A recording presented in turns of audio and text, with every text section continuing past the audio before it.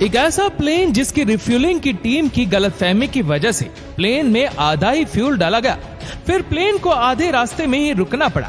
Plane में बैठे 61 यात्रियों और एयर होस्टेस की जिंदगी बचाने के लिए पायलट ने प्लेन को एक रेसिंग कार पर ही लैंड कर दिया गया और सभी की जान बचाने की सबसे बड़ी चुनौती पूरी कर दी। फिर भी उसे जेल क्यों जाना पड़ा? देखिए, आज के समय में दुनिया भर के लोगों के लिए ट्रैवल करने का सबसे आसान वाहन एरोप्लेन ही होता है। आज दुनिया भर में कई देशों और शहरों के बीच हर दिन करीब 1 लाख से भी ज्यादा फ्लाइट उड़ान भरती है।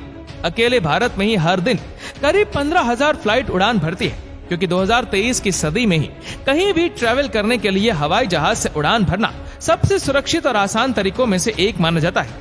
लेकिन ऐसा नहीं है कि अगर आप फ्लाइट में ट्रैवल कर रहे हैं तो यहाँ एक्सीडेंट नहीं हो सकता। आखिर है तो ये भी एक मशीन ही। बीच रास्ते में ही अगर आपकी गाड़ी का डीजल या गैस खत्म हो जाए तो आपकी गाड़ी बंद हो जाएगी, लेकिन आप धक्का लगाकर पेट्रोल पंप तक तो इसे ले ही आएंगे। मगर आप जरा सोच कर देखिए कि अगर यही घटना आपके साथ बीच हवा में घटे तो। दोस्तों, ऐसा ही कुछ हुआ था 23 जुलाई 1983 को एयर कनाडा की फ्लाइट 143 के साथ। दरअसल एयर कनाडा की फ्लाइट 143 को घटना से एक दिन पहले टोरंटो से एडमंटन के लिए उड़ान भरनी थी, जहां इसका रूटीन चेकअप किया जाना था। 23 जुलाई 1983 को सुबह प्लेन एडमंटन से मॉन्ट्रियल के लिए रवाना हुई। मॉन्ट्रियल पहुंचकर प्लेन के पायलट को अपनी ड्यूटी एक्सचेंज करनी थी और यहीं से इस कहानी में शानदार रोल प्ले करने वाले कप्तान रॉबर्ट पियर्सन शामिल हुए, जिनके पास करीब 15,000 घंटों से भी ज्यादा उड़ान का अनुभव था, जबकि फर्स्ट ऑफिसर के तौर पर उनके सहयोगी के पास 7,000 घंटों से भी अधिक का उड़ान अनुभव था। लेकिन यहाँ ये ध्यान रखना जरूरी है कि 1983 में कनाडा अपने पुराने मेजरमेंट सिस्टम इंपीरियल यूनिट्स को अपग्रेड कर रहा था। ये सिस्टम यूनिट मेजरमेंट्स थे, यानी इनके द्वारा दूरी, ऊंचाई और फ्यूल कैपेसिटी को नापा जाता था। लेकिन किसे पता था कि एयर कनाडा का यही फैसला इस हादसे की वजह बन सकता है। दरअसल कनाडा एयरलाइन ने उस वक्त अपने सभी बोइंग 767 विमानों में नया मैट्रिक सिस्टम इंस्टॉल कर दिया था, लेकिन अभी भी एयर कनाडा के बेड़े में 767S के अलावा हर दूसरा विमान इंपीरियल यूनिट्स का ही इस्तेमाल कर रहा था। उधर विमान को फिर से एडमंटन के लिए रवाना होने से पहले उसमें फ्यूल डलवाने का निर्देश दिया गया था, इसलिए रिफ्यूलिंग टीम को बुलाया गया। लेकिन यहाँ एक बहुत बड़ी मिसअंडरस्टैंडिंग हो गई। दरअसल एयर कनाडा की फ्लाइट 143 भी एक बोइंग 767 प्लेन ही था, जिसमें मैट्रिक सिस्टम इंस्टॉल किया हुआ था। लेकिन रिफ्यूलिंग टीम को लगा कि इसमें अभी भी इंपीरियल यूनिट्स का ही इस्तेमाल हो रहा है। रिफ्यूलिंग टीम को प्लेन में 22,300 किलोग्राम फ्यूल भरने का निर्देश किया गया था, लेकिन दुर्भाग्यवश उन्होंने इसे इंपीरियल यूनिट्स समझकर इसमें 22,300 किलोग्राम की जगह 22,300 पाउंड फ्यूल भर दिया, जो कि दिए हुए निर्देशों का बिल्कुल आधा था। यानी कि एडमंटन तक पहुंचने के लिए भरा हुआ ईंधन फ्लाइट को आधे रास्ते में अटकाने के लिए काफी था। इसमें सबसे बड़ी गलती कही जाए तो पायलट की भी थी, क्योंकि उन्होंने बिना फ्यूल मीटर देखे ही रिफ्यूलिंग टीम को कंफर्मेशन दे दिया और आगे की यात्रा के लिए उड़ान भर ली। लेकिन जब प्लेन 41,000 फीट की ऊंचाई पर पहुंचा तो अचानक कॉकपिट में एक अलार्म बजता है, जो स्पष्ट संकेत दे रहा था कि प्लेन का लेफ्ट इंजन काम करना बंद कर चुका है। अभी विमान एडमंटन के आधे रास्ते में ही पहुंचा था कि फ्यूल खत्म होने की कगार पर पहुंच गया। अब पायलट को महज एक इंजन के साथ एडमंटन पहुंचना था, जो काफी खतरनाक साबित हो सकता है। इसलिए पायलट ने इमरजेंसी लैंडिंग करवाने की सोची। उस समय उनके सबसे पास एक छोटा विनिपेग एयरपोर्ट था, इसलिए पायलट ने उसी एयरपोर्ट पर प्लेन की इमरजेंसी लैंडिंग करवाने का प्लान बनाया। लेकिन जैसे ही पायलट ने इस प्लेन को इस एयरपोर्ट की तरफ मोड़ा तो अचानक प्लेन के दूसरे इंजन ने भी काम करना बंद कर दिया। पायलट को समझ नहीं आ रहा था कि आखिर ये हो क्या रहा है, क्योंकि प्लेन में ना तो कोई तकनीकी समस्या आई थी और ना ही कोई बाहरी चीज प्लेन के इंजन से टकराई थी। तभी मुख्य पायलट का ध्यान प्लेन के फ्यूल मीटर की तरफ गया, जिसे देखकर उसके होश उड़ गए, क्योंकि आसमान में 41,000 फीट की ऊंचाई पर उनका फ्यूल टैंक पूरी तरह खाली हो चुका था।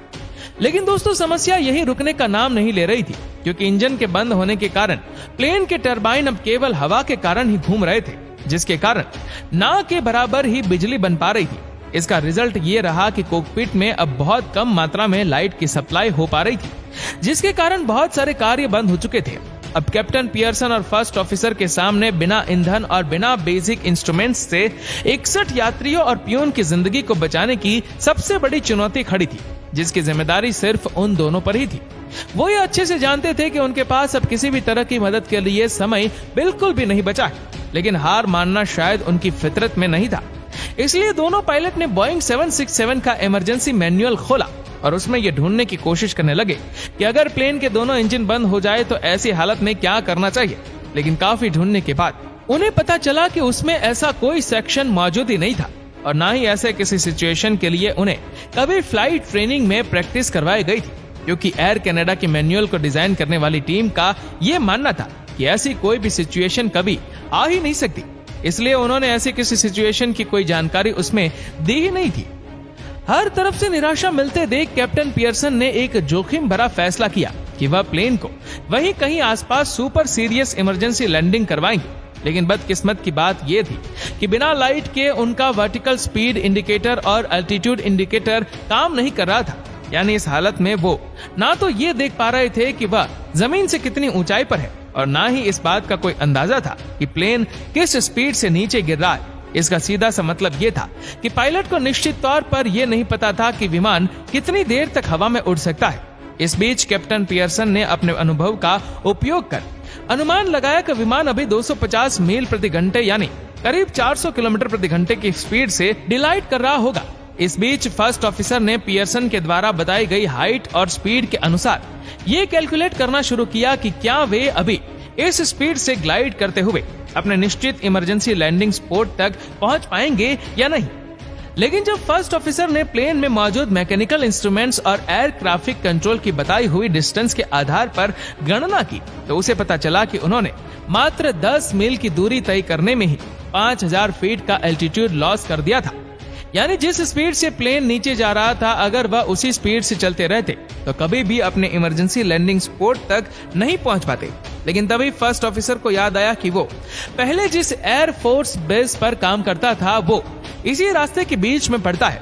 लेकिन ना तो कैप्टन और ना ही फर्स्ट ऑफिसर ये बात जानते थे कि अब उस एयर बस फोर्स को वहां से हटाकर वहां एक रेसिंग ट्रैक बना दिया गया था।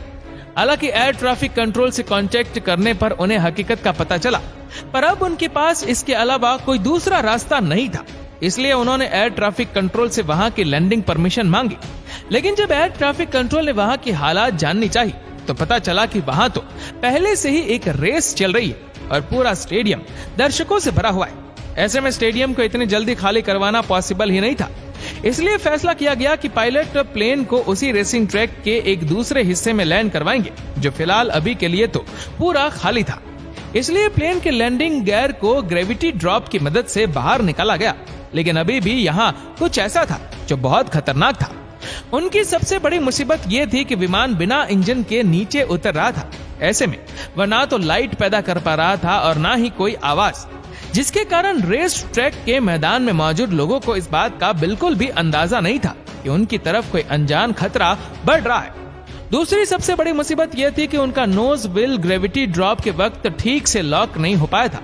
तीसरी और सबसे बड़ी मुसीबत यह थी कि विमान को स्वैच्छिक रूप से हाइड्रोलिक स्टीयरिंग सिस्टम के लिए शक्ति प्रदान करने के लिए विमान के किनारे पर एक पवन टरबाइन लगाया गया था, क्योंकि जब प्लेन हवाई में ऊंचाई पर था तो हवा की तेज स्पीड के कारण यह टरबाइन तेजी से घूम रहा था और पर्याप्त पावर प्रोड्यूस कर रहा था। लेकिन जैसे ही वो जमीन के नजदीक आए तो हवा की हॉरिजॉन्टल स्पीड कम होने के कारण टरबाइन का घूमना कम हो गया, जिसके कारण हाइड्रोलिक स्टीयरिंग सिस्टम में जाने वाली पावर बिल्कुल कम हो गई, जिसके कारण अब वह ठीक तरह से काम नहीं कर पा रहा था। इसलिए बिना हाइड्रोलिक स्टीयरिंग सिस्टम के प्लेन को कंट्रोल करना अब एक बड़ी मुसीबत बनता जा रहा था। लेकिन कैप्टन ने किसी तरह से इसे कंट्रोल किया और प्लेन को रेस ट्रैक पर उतार दिया। लेकिन जैसे ही कैप्टन ने प्लेन को रोकने के लिए ब्रेक लगाए तो उसका नोज व्हील जो अच्छे से लॉक नहीं हुआ था वह वापस अंदर की तरफ मुड़ गया, जिससे प्लेन का अगला हिस्सा जमीन के साथ टकराकर उसी के साथ घिसकर आगे बढ़ने लगा। तभी पियर्सन ने पिछले व्हील के लिए भी ब्रेक लगा दिए, जिससे मेन लैंडिंग गियर टूट गया और प्लेन का बीच वाला हिस्सा भी जमीन के साथ खिसकने लगा। इस तरह प्लेन के खिसकने से घर्षण ज्यादा होने के कारण प्लेन कुछ दूर आगे जाने के बाद रुक गया। और अगर देखा जाए तो ये उनके लिए अच्छा भी हुआ, क्योंकि अगर प्लेन का नोज व्हील उस टाइम लॉक हो जाता और मेन लैंडिंग गियर भी ना टूटता तो ब्रेक लगाने के बावजूद भी प्लेन नहीं रुक पाता और सीधा स्टेडियम से जाकर टकरा सकता था, जहां हजारों दर्शक इस बात से अनजान मैच को देखने में मजबूर थे।